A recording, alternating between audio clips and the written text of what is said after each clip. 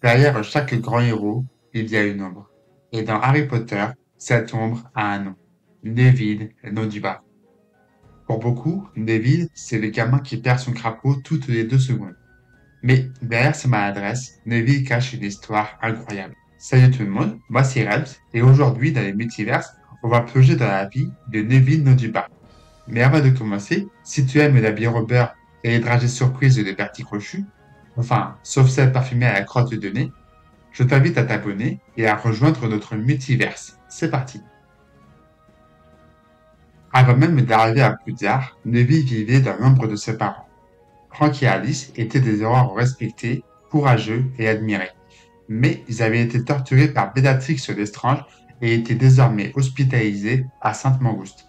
Neville est parti vivre avec sa grand-mère, une femme stricte qui voulait qu'il soit à la hauteur de ses parents. Mais au-delà de ça, il y avait sûrement aussi une volonté de l'aider à devenir plus fort. Seulement, cela avait un impact énorme sur lui. Neville était sans cesse comparé à ses parents, et pour un gamin comme lui, ça met une certaine pression. Une pression qui ne le quittera pas lorsqu'il entrera à Poudlard. Dès qu'il met des pieds à Poudlard, Neville se fait remarquer. Pas pour ses exploits, mais plutôt pour ses maladresses. Il n'arrête pas de perdre son crapaud, il ne se souvient jamais des mots de passe pour entrer dans sa salle commune, et en plus, c'est pas les plus brillants de la classe. Pourtant, derrière ses ratés, Neville essaye toujours. Et c'est là que le destin attend. Étant né à la fin du mois de juillet, Neville aurait pu être concerné par la prophétie. Harry a réalisé que leur destin était lié, et cela a donné naissance à une relation forte entre Neville et les Golden Trio. Harry et Ron protègent Neville, Hermione l'aide dans ses cours. Il n'est pas encore un héros, mais il commence à montrer qu'il est prêt à se lever pour ce qui est juste. Le moment qui illustre le mieux cela, c'est quand il se dresse devant Harry, Ron et Hermione. Ces derniers enfreignent les règles, et Neville sait que s'il se fait prendre, c'est toute la maison qui va morfler. Et clairement, ce simple geste, oser affronter ses seuls amis pour défendre la maison, révèle déjà un cœur de Gryffondor. Ça permettra même à Gryffondor de gagner la coupe des 4 maisons. Je dirais qu'il faut beaucoup de bravoure pour affronter ses ennemis, mais qu'il en faut encore plus pour affronter ses amis. J'accorde donc 10 points à Neville Londubat. Les années suivantes vont être un peu plus difficiles pour Neville. Autant il s'en sort bien dans certaines matières, comme la botanique par exemple, autant dans d'autres matières, disons que c'est une autre histoire. Par exemple, les cours de potions avec Rogue. Bon, il faut dire que Rogue, c'est pas les profs les plus sympas qui existent. Mais pour Neville, Rogue est carrément devenu un épouvantard en costume noir. Dans le troisième livre, les élèves de Gryffondor doivent préparer une potion de ratatinage.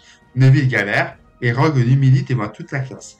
Et pour couronner le tout, il menace de tester la potion sur Trevor, le crapaud de Neville. Là où ça devient vraiment flippant, c'est qu'une potion de ratatinage, si elle est mal préparée, peut être mortelle. Autrement dit, Rogue était prêt à empoisonner Trevor devant tout le monde. Heureusement, Hermione est là pour lui filer un petit coup de main. Sans oublier les profs comme McGonagall, Chourave ou Dupin qui savaient encourager Neville quand il y en avait le plus besoin. Et justement, le professeur Dupin a joué un rôle assez subtil dans son évolution. Lors d'un cours de défense contre les forces du mal, Dupin apprend aux élèves à lancer un sortilège pour vaincre un épouvantard.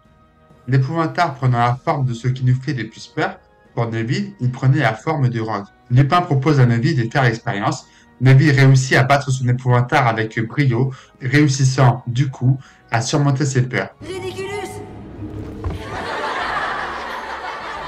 Cela montre bien que lorsqu'on croit suffisamment en un élève, il est capable de se surpasser. Petite parenthèse, la semaine prochaine, je sors une super vidéo sur Lupin, donc activez bien la cloche pour ne pas la rater, vous allez adorer. Tout cela pour dire que quand Harry fonde l'armée de Dumbledore, Neville n'est peut-être pas le meilleur sorcier, mais il est sûrement le plus volontaire. Grâce à l'armée, Neville révèle son côté brillant, capable de se battre pour protéger ses amis. Il participe à la bataille du département des mystères face à Bellatrix Lestrange, celle qui a torturé ses parents. Sa baguette héritée de son père est brisée, mais symboliquement, cela lui permet de sortir de l'ombre de ses parents et de tracer sa propre voie. Hey les losers! Il est pas là. C'est vraiment pendant sa 7e année que Neville s'impose comme un leader. Alors que Harry, Ron et Hermione sont partis traquer les Horcruxes de Voldemort, Poudlard devient un véritable champ de bataille. Les carreaux des mange-morts de Voldy transforment les retenus en véritables séances de torture. Il n'hésite pas à utiliser le Dodoris, un sort si atroce qu'il a brisé l'esprit des parents de Neville.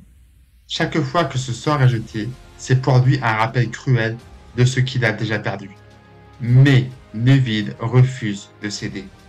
Il devient le bouclier des plus faibles, s'interposant parfois au risque de subir les mêmes tortures. Il transforme la salle sur demande en un sanctuaire, un refuge de résistance où des élèves gardent espoir.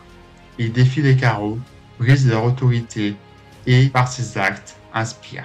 Neville devient alors bien plus qu'un élève, il devient un symbole, un espoir. Mais tout ceci n'est rien à côté de ce qu'il a fait pendant la bataille de Poudlard.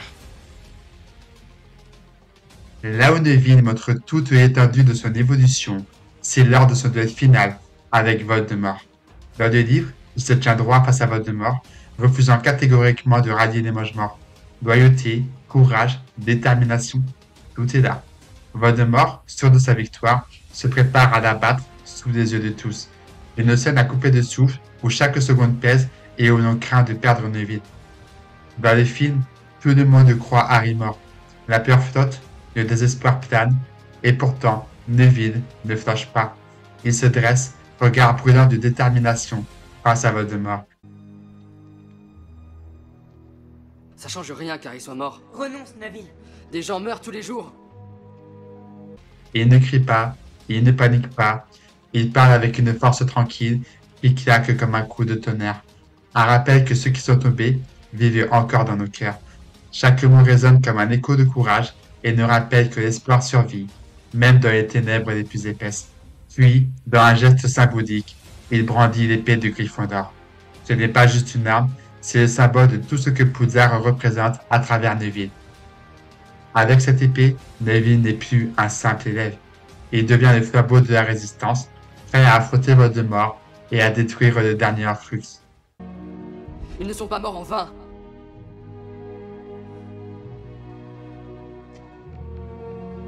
Mais vous, oui. Parce que vous vous trompez. Le cœur d'Harry battait pour nous.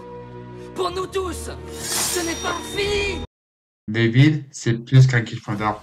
Il est la voix de tous ceux qu'on a sous-estimés, moqués, oubliés, ceux qui ne semblaient pas assez forts, pas assez brillants, pas faits pour être des héros, et qui, quand le moment décisif arrive, découvrent une force insoupçonnée. Il nous rappelle que le courage n'est pas réservé aux élus ou aux prophéties.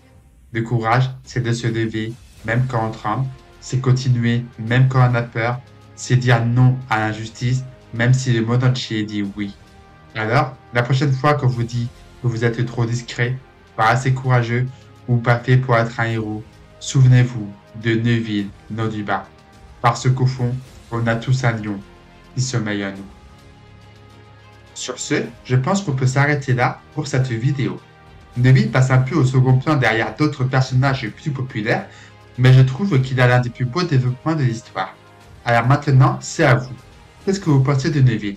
D'ailleurs, quel est le personnage le plus sous-estimé de Harry Potter selon vous? Dites-moi en commentaire et on en parlera dans une prochaine vidéo. Si cette vidéo vous a inspiré, lâchez un like, abonnez-vous, partagez la vidéo, ça m'aide beaucoup pour le référencement. En attendant, je vous souhaite une bonne journée ou soirée. Moi c'est Rems et je vous dis à très bientôt dans notre multiverse. Ciao!